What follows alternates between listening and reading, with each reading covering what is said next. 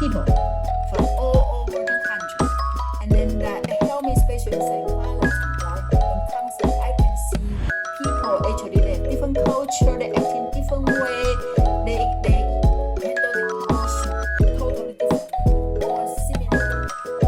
Then help me to be more open-minded for helping people.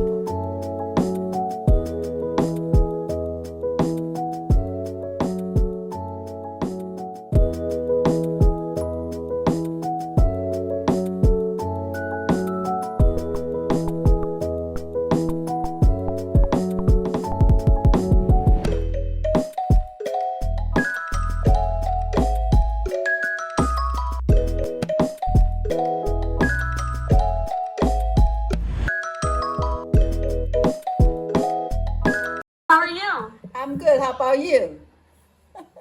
Pretty good. Yeah, so right now I'm in a international management class. For the final paper, I have to write about specifically about your experiences working internationally. So my mom said you taught a little bit in Taiwan as well. I teach in department social work.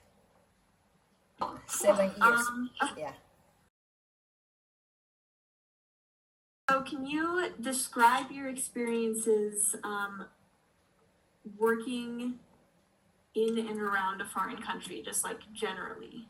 Actually, it's very different. The school environment very different between Taiwan and here. In Taiwan, at least when in my time there, when teacher into the class, one of the their job is to serve you a tea or drink or something. So then actually they have a student in charge for this, and then I found actually the student carry a lot of these cups and one for each teacher. So then they make sure when you on the stage teaching, they give you a drink. So actually right now when I back to Taiwan to teach in the summer, they will also, you will have a tea. Sometimes it's fancy called bubble tea over there for you to they think you are the teacher, you are work so hard, so they want you to have that. And then also the student more likely offer the help, like to tell teacher to set up the stuff, to move the stuff. And even student actually is also very nice, but in different way, right? So here, just you are independent. And then when you carry so many stuff, student may not feel that's their job or they have a responsibility to help you carry your bag or help you to clean up the room or something, But in Taiwan, kind of like students think that's their job. So that part a little bit surprised when I knew here. Actually, one time I was Chinese student here in Tiffin, and then every class, after class, he wait for me and he carry my book back my office, and he That's cute. he practiced that culture here, So that is interesting. So and over there, actually, each class they have leadership team. So they have the president, the vice president, and then people in charge the academic, people in charge the extracurriculum. So then when you have something you need to communicate with the student, you can just say, who is the class leader? And then class leader will say, okay, me. And then so you can just talk to that person, Like here, we don't have that system. So then when you need something to communicate with students, you don't know where to start it. You only ask for volunteer, So and this system actually since elementary school, they have that, the administration system, okay? In here, they ask for volunteer. We have a committee, they will say who will be volunteer, and everything is asked for volunteer. In Taiwan, they will be appointed to you. Of course, they're asking you, but they pretty much like say, okay, you in charge. If Less you want of to do this. So when I knew here, people, they ask for volunteer. I kind of very hesitate, because I'm not used to raise my hand to say I can do this. Because if you appoint to me, then you tell me I can do it. Then will help me to be more assertive. Say, okay, since you tell me I can do it, so I'm going to do it. And if I don't do good, that's not my problem, your problem. But in Taiwan, in Taiwan, they tell you have to do it. So here, it takes me a while to warm up. In the beginning, when people raise their hand, I'm kind of look and say, I don't think I'm good enough to do this. I don't think so. I don't volunteer, but then they may give the people messages, say you are lazy, you don't want to help or something. But for me, it means I'm not sure I'm good enough. They can cause a misunderstanding. Yeah. So tell me if you want me. Tell me that your mom say, come and work for us. Still now, I'm still like, really? You can raise your hand? You can say you want over there. No, you have to wait. You have to wait. Yeah, how long have you worked here though? Huh? You're like one of the senior professors though, right? I know. So I need to tell myself, you can raise your hand. So actually, I did a couple times that raise my hand, and I'm kind of like, this is not me originally. I change. Yeah. So then every time when I back to Taiwan, my husband need to remind me, you are not in America. You have to be very humble. My next question I have, how has working internationally affected your career? When I work in here, meet international people from all over the country. And then that help me, especially in psychology, right? And counseling. I can see people actually, they have different culture, they act in different way, they handle the issue totally differently or similarly. Then help me to be more open-minded for helping people. And then I publish books. Okay. Not because I live here. Because I realized how convenient to get the resource, to get the books, to find those research article here. Why it's not necessarily that convenient over there. If I'm here and I don't take the advantage to use those resources to write, then people in Taiwan don't have chance to get to know this material, right? And then, so I'm struggling. People say, you work in America, why don't you write in English, right? And my point is, we have so many books here, people don't need me. But people do need me there. Okay. Well, unfortunately, that's not necessarily true. My students need me as well. So then that's what I do. I collect all the material in English. Then I translate and write them into Chinese. Publish there. Then I change that back to English and teach here. I need to do double work. It's helped me though. Actually, it's helped me because when I need to go through this process, understand a theory, that give me a longer process to make this theory right in my mind. So for example, if I read in English, I may just say, okay. When I try to write it in Chinese, I need to say, how do I say this in Chinese, right? And when I finally change that into my Chinese mind and then apply back there, then I need for teaching, I need to change that back to English. Then I will another process say, is that right? So then I get a chance to think through those theory, and then also when I try to apply to the client, I do case study. Then I need to think about how do this looks like makes sense to the client here, that makes sense to the client there. Or if it makes sense to the client there, it makes sense to client here. And then through this process, even it takes me double time to do a job, but it's give me a chance to digest everything. Do a better job. And so the result come out for I benefit the most. I'm able to tell people over there, say, hey, I know this and how this apply to there. Then I also can tell people, say, they can work it over there in that way. How do we use that in this way? So it's like I'm the middle person and I'm enjoy because I'm so enjoy to know I know I understand what they say and I understand what they say. Understand don't know what they say and people there don't know what they say, but I'm the one knowing both. No. Yeah, and make me feel privileged. Have this like I can switch, but sometimes I jealous them because they only need to worry about one language. Like for my You have twice.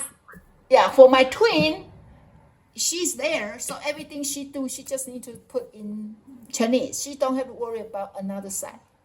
And then for people in English, they only need to worry about English. They don't have to worry about that side. And I'm the person I have to say, how do I say this in Chinese? How do I say this in English?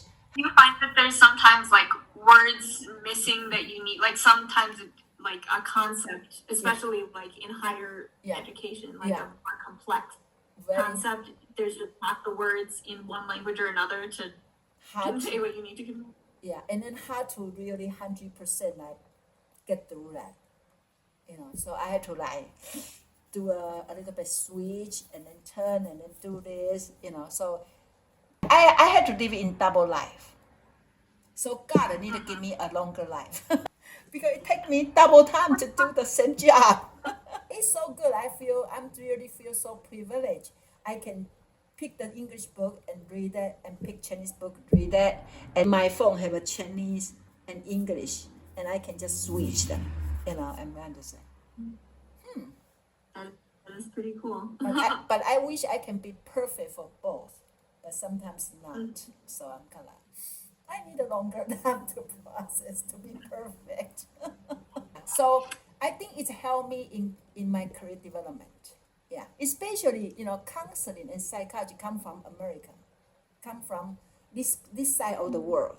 A lot of theory make more sense when I come here to observe people. It makes sense. And then when I and when I write a book in Chinese and then make them more like readable, not like just translate. Sometimes when you just translate, it's not good. And then I have to digest and then use the language they know to write the theory I know, and then put them together. Yeah. So I think it's benefit, especially benefit when your mother hired me. I can learn this part of culture in this language. So why did you choose to work in the U.S.? Was it because there's all this like research that has been done in the U.S. and you wanted to be part of that, or why did you choose Kiffin specifically? Okay, why U.S.? Because in Taiwan in that time, people their mindset is you want to study abroad, you go to America. More familiar with American than other country, and also a lot of our professors they study abroad, and they back to Taiwan. So then for us it's American system. But then actually we also have another group of professors. They have Japan system. They went to Japan, and so when they teach us, they are very different. People in Japanese style very different from American style. And then I feel American style maybe more matched to me. And also we study English. We start to learn English from middle school. Even that's for exam, but actually the language actually easy to us to continue rather than I have to pick another language to start it. Why when my husband said we want to go to study for further education, we decide we should come to America. Yeah. That makes a whole lot of sense. Yeah. So and then why is it different? Like it's just mean to be. I don't know if you know the story. I come to Ohio because my husband studied in OSU. I came to Columbus. I didn't study in OSU because we already have PhD. He just wanted to get the second one. And then when we in Columbus, I work in an agency. It's for Asian American Community Service. Okay. And then I also agent in Columbus State and then Universal Data. Okay.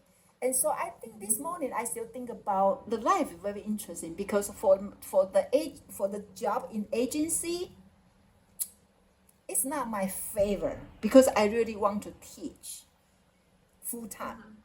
Okay, that's why I went to teach part time. But if I don't work for that job, I will never receive the phone call from your mom. And I will never have chance to get to her class for presentation, and I will never get this job. Yeah. When I think of that way, I think that job, that job is for me to establish my life in America. I'm the director, so I have a lot of chance to interact with so many mainstream service provider. So I get to know the system, social service system. So actually that reach my experience, right? And then also from the job, I work on my counseling license and all that. So when they actually prepare me well, I got a phone call from your mom. When I went to present for her class, I have my counseling license. I already have several maybe presentation experience. So then I went there with confidence. And maybe that's the reason, she think about this may be a good candidate for Tiffin University. So I found when we work, we don't want to be too picky for what job we have because this job may take you to the next job you want. So through your mind, I come to Tiffin, and I realized it's such a good working place. So then I never think about go somewhere else. Culture we find, we say whatever you meet the people or whatever the place they find you or you find them, that's you mean to be. And then if I can work this long, this must be for me. Your mother come here. She say it's 1989 or 88 or 89. Yeah, Okay. the 80s. Okay. So I came to America right after that. And then she's here waiting for me to go through all my education. We live in Wisconsin and Mississippi and Columbus. Oh, yeah. And finally she called. So I think it's just so interesting, especially when you go to live in abroad. Then you start to find how can this happen? How can these people meet with these people? And make life is interesting. You always surprised. One time we went to St. Louis, okay, for the traveling, and we thought, we want to have a Chinese food tonight, so we went to a Chinese restaurant. So we went in, and then the waitress, and she's Taiwanese. She is so happy because that small town, no people from Taiwan. So she's so excited. She said, "Where you guys from?" We say, "We are from Tuku." Okay, that's a small town. Tuku. She said, "I'm from Tuku too." Oh my gosh. Yeah. And then she said, "Where you guys want to stay tonight?" We said, "We are going to stay hotel." She said, "No, come to stay with me." So we went to her house for spend the night. And then when we in her house, we chatted and realized she is a good friend with my next door neighbor in Tuku, my father's best friend's daughter. Okay. Oh my gosh. So she called her right away. She also lives in St. Louis. She called her right away and said, "Do you know I found Fang-Mei and then her family?" And then she said, "Yeah, ask them to come to see me." So then after we went to see her name is Amy, my father's best friend's daughter. So then my father just so happy. You guys find each other in America. How can that happen? America is so big. How can we find my next door neighbor through just walking the restaurant? Going into a restaurant. That's so funny. So right now, when I in the outside, when I in the airport, I always open my eye. Maybe I see somebody. Maybe I see my former student. Maybe I see my next door neighbor. Maybe, and You that, never know. yeah, and that's because I work in international, so make me feel more open mind, and then I open eye, and then I think I can take everything. I can take every surprise. Have you faced discrimination in any way while working international? And if you're willing to describe that, if not, we can skip that question. Actually, I remember one of my professor. Okay, so that's not working. That's when I was a student. He didn't know how to call my name, so he didn't even pay attention to me in the class. Okay, however, when I went to his office, he pretty nice. So I think I consider maybe he just didn't know how to pronounce my name, and so he's embarrassed. Feel embarrassed, or he's shy people maybe. When I should say this. So then we later we get along well, but for that his attitude in the class, now we have a nice student, and I'm the only one from counseling department. The rest of them from their own psychiatry department. So that he always talk to them and then just pay attention to me. Yeah. So then I don't know. I don't want to say that's a discrimination, but I think that do happen. Yeah, for sure. I've also had professors be weird about my name. Right. Like I feel you on that one. Right. It feels kind of weird because you don't have a hard name to pronounce. I know. Like object, it's not difficult to pronounce. 2 syllables. I know. My name is so easy to pronounce. But then I also feel sometimes people may not know how to give me a job. But this also back to the culture here. They are looking for volunteer, right? But then I'm looking for somebody recognize me. So the two expectations are against each other. So then in my mind, in the beginning, I may kind of say, why not me? But then for them, maybe say, why you don't raise your hand? Right? Yeah, why not here? Yeah, why don't raise your hand? And I'm kind of say, why don't just call me? If you just call me, I will say yes. But you ask me raise my hand? Yeah. It'd be so hard for like this. This is hard, very hard like this. So I told students right now, I'm kind of, I always do this. But before I'm kind of, yeah. So I don't think that discrimination, I think just a misunderstanding. And so I wish people can give us some education, tell us that, okay, this is a culture like this, and then it's okay to volunteer, but when you volunteer, and what's that mean?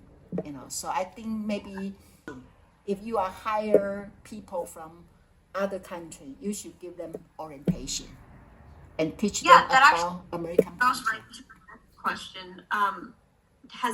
Did Tiffin take any steps to make your transition easier, like working there? These are the expectations here culturally. Actually, right now, in Tiffin, they try very hard to do the mentor program. So try to help them to settle down. With an older, like a more senior faculty? Yeah, we pair. Yeah, and we meet once per month. Yeah, once per month to learn something together. And then it's pretty much offer the professor a friendship, So I wish they have that when I knew here. I think I have your mom. I already have friend here.